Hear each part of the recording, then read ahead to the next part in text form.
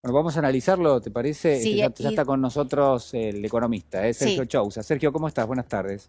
Bien, Carla, buenas tardes. ¿cómo va? Bueno, repasábamos estos números. La verdad es que impone, creo, y nos interpela en gran medida por qué no se ha podido mejorar un poco esta situación cuando el gobierno ha asumido con el compromiso, ¿no?, de hacerlo. Creo que el primer elemento tiene que ver, obviamente, con la pandemia. Ujú. Sí, creo que tienen dos componentes, uno que es más estructural, Sí, que hace un piso a los niveles de pobreza que Argentina no ha podido quebrar, incluso en años de crecimiento, y después un componente muy coyuntural de las crisis de los últimos sí. años, y muy en particular del año 2020, que paradójicamente Argentina no crecía, subía sus niveles de pobreza e indigencia, y el resto de los países no. Bueno, en 2020 pasó en todo el mundo, ¿no? Uno dice, bueno, mal de muchos, consuelo de tontos, Sí, pero hay que decirlo para contextualizar, porque si no, no estamos viendo la película completa de lo que está pasando en el claro. mundo. Nuestro país, desde su pico histórico de pobreza, que fue en la salida de la crisis 2001-2002, que fue del 60%, lo redujo a la mitad hasta 2011, donde estaba en el orden del 25-26%, depende de la medición, y a partir de ahí, cuando se empezaron a agotar algunos vectores de crecimiento y del aumento del consumo, del empleo, lo que ocurrió fue que se estabilizó, ¿no?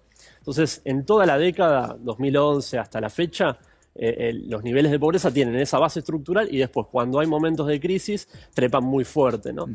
Pero no es lo mismo lo que pasó en los primeros 4 años de ese segmento que lo que pasó desde fines de 2015 hasta la fecha, donde se disparó los niveles de pobreza, y esto está íntimamente vinculado a que la economía no solamente se Sí. estancó, sino que también empezó a caer fuertemente. Los niveles de PIB per cápita hoy en día respecto de 2015 son casi 20% menores. Es una caída fenomenal y esto está íntimamente ligado al deterioro de todos los indicadores Ujú. socioeconómicos, no solamente pobreza e indigencia. Cuando se habla de asistencia del Estado, hoy lo decía el ministro Arroyo, si no hubiera esa asistencia, la pobreza sería de más del 50%.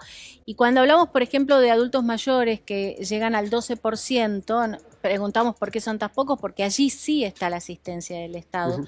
y no tanto con los más chicos. Sí. Me parece que los planes ahí están siendo y están marcando una mayor desigualdad. Sí, hay un componente técnico cuando uno ve el desglose por edades, que es que la composición de los hogares de menores ingresos está mayormente compuesta por individuos más jóvenes en general, no tanto por adultas y adultos mayores que, como vos bien decías, tienen este efecto de la universalización de la cobertura jubilatoria, que bueno, da un plafón importante. Obviamente con una jubilación mínima tampoco alcanzaría para superar estos umbrales, Sí. pero en muchos casos están compuestos por más de un individuo o una jubilación y una pensión, etcétera.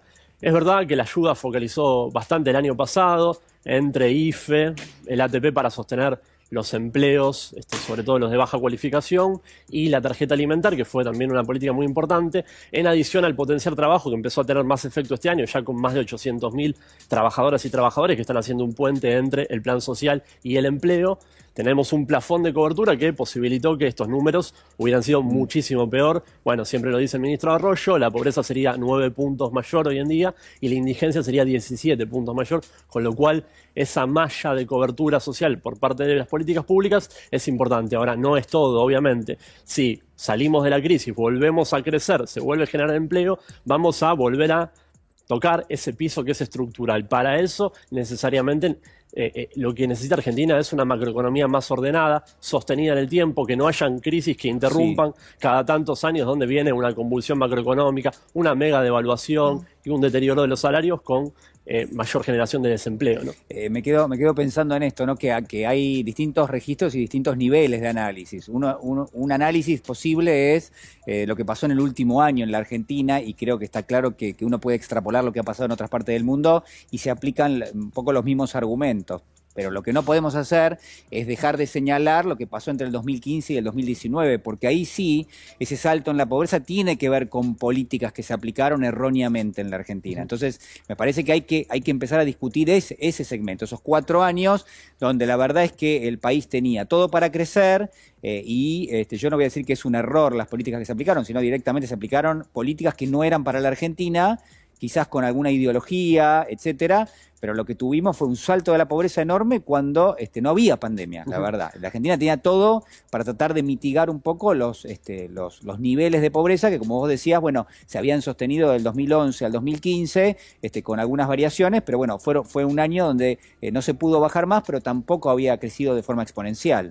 Desde ya, por eso en los momentos donde no hay crisis externas, Sí. ni una sanitaria tan brutal como la de estos años, pero tampoco ninguna crisis, ningún shock internacional, es fundamental para que nuestro país sume solidez, Sí. empiece a equilibrar sus cuentas públicas, empiece a ordenar su macroeconomía en general y no tener estas interrupciones, ¿no? Porque, ¿qué es este piso estructural? Es el hecho de que una vez que vos tocas ese piso, Sí. si no lográs generar empleo privado, sostener el crecimiento de manera que no sea un serrucho donde creces un año, caes el otro, si no se da eso, es imposible que vos rompas ese piso estructural. Pero, Sergio, ahí me parece que hay algo que es que la Argentina es más desigual de lo que lo era hace, no sé, 30, 40 años, porque ese piso estructural, ¿qué significa? Bueno, significa que vos crecés, pero que en el reparto de esa riqueza que generó el país creciendo económicamente, se reparte más para aquellos que más tienen y menos para los que menos tienen. Entonces el piso se refuerza mucho con la desigualdad. Definitivamente, tenemos un país muy desigual en el marco de una región que es muy desigual. Latinoamérica es la región definitivamente más desigual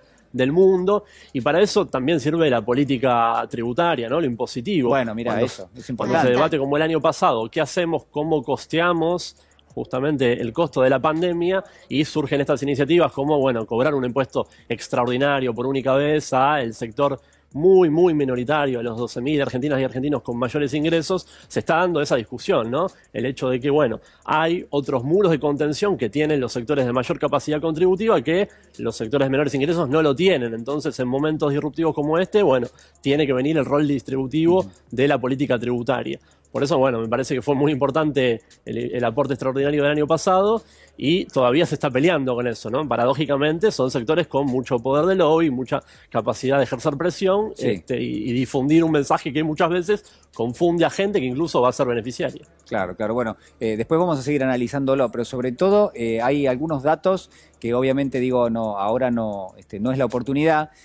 Pero cómo se reparte la riqueza en la Argentina de lo que se produce, ¿no? Y los números que se han conocido en las últimas horas, ayer me lo cruzaba a Artemio López y él me mostraba los datos y me decía, mirá, la verdad que en el reparto, bueno, el 30% prácticamente de la riqueza se la queda un sector muy chiquito de la sociedad en la Argentina. El 30% del total, un sector muy, muy pequeño. Claro, eso tiene que ir mejorando. ¿Para qué? Para poder ir vulnerando estos pisos de los cuales vos hablás, ¿no? Yo creo que es fundamental. Este año me parece lo vamos a ver, sobre todo cuando entremos al núcleo de la discusión paritaria, Sí. donde hay un objetivo de que los salarios le ganen a la inflación por primera vez desde 2017, 4 años ya. Y en ese punto también brota, me parece, la discusión sobre crecimiento y distribución, ¿no? Muchas veces se dice, bueno, tenemos que avanzar en una distribución más equitativa del ingreso, pero la verdad que hacer eso en momentos donde venís de un año de caída, otro año de caída, 3 en continuado como estamos hasta a la fecha, es mucho más difícil. Las tensiones sociales afloran mucho más, los sectores con capacidad de imponer sus intereses terminan pudiéndolo hacer. Muchas veces imponiéndolo, ¿no? Sí, y por eso, digo, dar esa discusión en un año como este, donde la economía va a crecer posiblemente más del 7%, no es lo mismo que hacerlo en un 2020, donde cayó casi 10%. Claro. Entonces me parece que el crecimiento es una condición necesaria como para poder dar estas discusiones que son fundamentales para toda la región, no solamente para Argentina. Sergio, muchas gracias. A ustedes. Gracias. Muchísimas gracias.